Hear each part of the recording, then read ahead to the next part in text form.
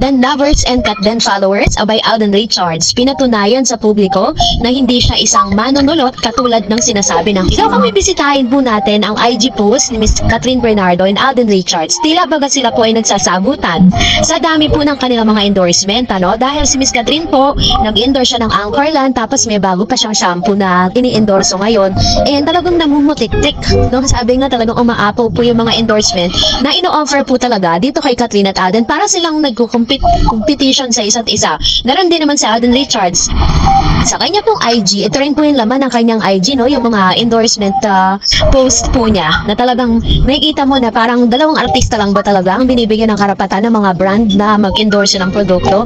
Well, hindi natin sila masisisi dahil napakaganda po ng credibility ni Catherine at Alden Richards sa publiko. Kaya po sila yung pinaka most trusted celebrity na talagang pinag-i-endorse ng kanila mga produkto.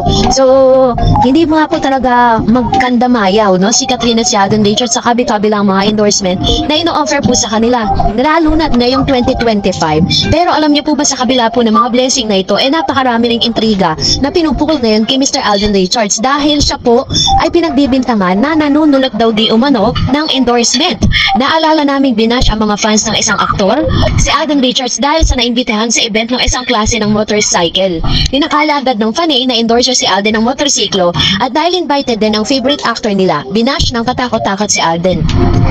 Between Alden and their favorite actor, mas bagay raw maging brand ambassador ang favorite nila dahil marunong magmotorsiklo. Si Alden kasi hindi marunong magmotor at wala raw sa itsura nito. Doon po sila nagkakamali. Dahil si Alden Richards po at si Daddy Bay, meron po silang big bike na ginagamit at pinopost po nila yun sa kanyang IG. Natigil lang ang pambabash kay Alden nang i-post ng isa nitong fan ang reels na nagpatakbo ito ng motorsiklo. Patunay na marunong ito.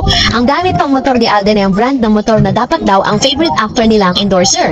It turned out na matada ng gamit ni Alden ng motor. Ibinigay sa kanya ng may-ari nung hindi pa sikat ang favorite actor na si Basher ng basher ni Alden. Anyway, hindi na magagalit at hindi na ibabash si Alden ng mga fan ng actor dahil may ibang brand ng motor na kumuha sa kanya para maging brand ambassador. Hindi na siya makakusahang mga agaw ng endorsement. Kasi yun po talaga yung parang iniintriga si Mr. Alden Richards sa parang mga agaw at nanunulot daw ng mga endorsement. When in fact, katulad ng Lycon sinasabi, hindi po ang mga actors or hindi po mga artista ang namimili na kung ano yung i-endorso nila. Ang kumpanya mismo ang pumipili dun po sa mga artista kung sino po yung kukunin nilang endorser. Kasi meron po silang mga criteria na tinitignan. And pipirma yan ng waiver na kailangan habang sila po yung mag-endorser ng isang produkto ay maganda po yung kanilang credibility sa public. If you remember Miss Maris Racal, pagkatapos po ng kanyang issue with yung cheating issue with Mr. Anthony Jennings, sabay-sabay po na tumiwalag, sabay-sabay na umalis at sabay-sabay na parang pinull out ang ilan sa mga product endorsement nito. May natira lang na isa which is yung Snail White na product, pero the rest talagang tinanggal sa kanya yung ₱1,000,000 endorsement niya, kaya nakakapanghinayang. Pero dahil po dito sa napakaganda nga na background at napakaganda ng credibility ni Mr. Alden Richards, kaya po siyang laging kinukuha. Isa pa dito, sinabi rin ng ilan nung nakaraang mga updates ko sa inyo, sinasabi po ng mga bashers na sinulot din daw di umano ni Alden ang endorsement ni Mr. Luis Manzano kung saan siya po rin napili ng isang sabon, no? At sinasabi pa ng mga haters, ng mga bashers, bakit daw si Alden ang kinuwang endorser hindi naman daw ito naglalaba, di ba? Dahil po katindi yung mga bashers kung paano po nila siraan at kung paano po nila pagsalitaan ng binaganda si Alden, pero hindi nila naiintindihan yung kanilang mga sinasabi. And sa ngayon, dead man naman si Alden Richards sa mga pambabash. At the same time, may mas malaking ganap pa si Alden Richards dahil this coming Feb 9, regular na siyang mapapanood ulit sa All Out Sunday. Pahinga raw muna siya sa paggawa ng serye, pero may pasubali na, but I am ready if my right project and different story yun. At mag-react tayo sa mga komento ninyo. Unahin natin si Ma'am Elena Galgo. Sabi niya, Mama Min, wag mo pabayaan si Catherine kasi pag bumalik siya kay Daniel, hindi na sikat-sikat. Bababa na siya, paglaruan lang siya ni Summer at tatawa na yan at lalo siyang yayabang. At who cares kung walang cut din? Hindi na bale, basta huwag na siyang bumalag kay Daniel, lalo nang yumabang yung Daniel na yan. Yan pa naman yung kanyang observation, kanyang komenta. Sabi niya, parang sinasabi niya, if you're going to transpose yung kanyang sentence, parang sinasabi niya, okay lang na hindi magkatuloy si Katrina at si Alden, basta make sure na hindi siya babalik kay Daniel Padilla, no? Minsan talaga kailangan para desisyon tayo sa buhay, diba? Pero, although ito yung kanyang opinion, let's respect to that. Sabi ni Miss Piggy Yu, baka naabutan si Fermin ang nanay ni Summer nung nagka-issue ang Daniel at Andrea B. Kung siraan ay niya malala. Nung time na yon, nakakonfirm ata si Lolit Solis at binalita niya ring binigyan daw si Lolit ng nanay ni Andrea ng sobre, tapos sabi niya sana all daw. At nang ibalita niya ulit si Andrea, nag-iba ng ihip ng balita niya at pinupuri niya si girl. Kaya wag na magtaka kung purihin niya ngayon si Summer dahil for sure naabutan na yan ni Carla. Ganyan naman ng mga reporters na tulad ni Christopher Min, kailangan sampanin ng sobre sa magkabilang pisngi para maging magandang image sa artista. Alam niya tama po itong sinabi ni Piggy Yu. Kasi nung time na yon, nung sinasabi niya po na parang nag-abot nga yung mother ni Miss Andrea Brillantes dun po kay Miss Lolit Solis, no? Sinabi niya doon na hindi raw bagay si Alden Richards kay Miss Catherine. Mas gusto niya raw si Andrea Brillantes. Totoo nga, no? Talagang sumaswak to talaga. Sabi ni Miss Harukana na, paano ba naman uminto naman ligo si Alden kasi wala na siyang mapapalaki at nakuha niya na ang gusto niya na magka-sequel at kumita ng pera. Tingnan nyo, kung pupunta pa si Alden sa event ni Kat nang wala siyang mapapalang pera. Grabe naman, grabe naman pagka-judgmental ni Harukana na, no? 7. So, but anyways, yung talaga yung kanyang opinion eh. Galangin din natin kung ano po yung kanyang reaksyon patungkol dito. Kung talagang yun yung nakikita niya sa bawat situation. Kasi syempre, iba-iba naman tayo ng perception, iba-iba tayo ng assumption with regards to that. Sabi ni Miss Mercy, siya naman ang nagkumpara sa dalawa. Parang may mapag-usapan sila Christopher Min kasi wala nang maniniwala kay Christopher Min na alam ko gusto ni Christopher Min pag-awayin both sides of fandom. Akala ni Christy, paniniwalaan siya kaya hindi ako naniniwala kung binabato siya sa issue sa kanila. Mas naniniwala ako sa mga sinasabi ni Alden.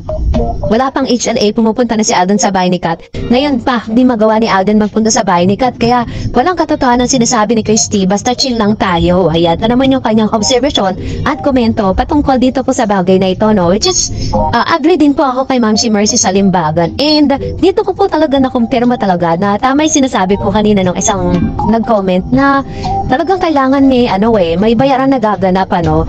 So, salamat po Ma'am si Mercy. And of course, sabi ni Miss Agnes, ang alam ko lang sa tagal ko na nagbabasa at nanonood sa showbiz chismis galing sa kanilang dalawa, laging may bahid na katotohanan. Credible ng dalawang yan. Pag yan ang nagbalita, wait ka na lang to be confirmed. Dahil kadalasan, hindi mo na umaamin ng artistang involved, pero at the end, totoo pala.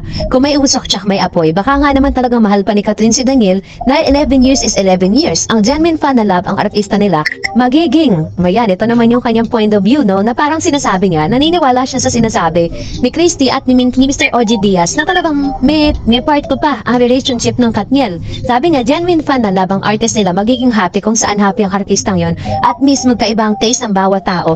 Sa iba magaling si Alden, pero iba hindi. Merong si Daniel ang magaling umarte, sa iba hindi. Kasi we are different naman talaga from each other. Kaya dapat gets niyo yun. Hindi pwedeng lahat same lang ang taste. We are uniquely created by God. Kaya normal lang na magkaiba-iba tayo. Maging mature sana kayo sa pag-iisip. Tama naman siya, diba? Yun ang sinasabi ko po sa inyo na maaaring may sariling galing si Alden Richards, may sariling galing din si Daniel Padilla. Kaya po talagang nakukumpara silang dalawa. Hindi natin pwedeng hanapin yung galing ni Daniel kay Alden at ganun din naman vice versa, diba? Kasi magkaibang tao sila.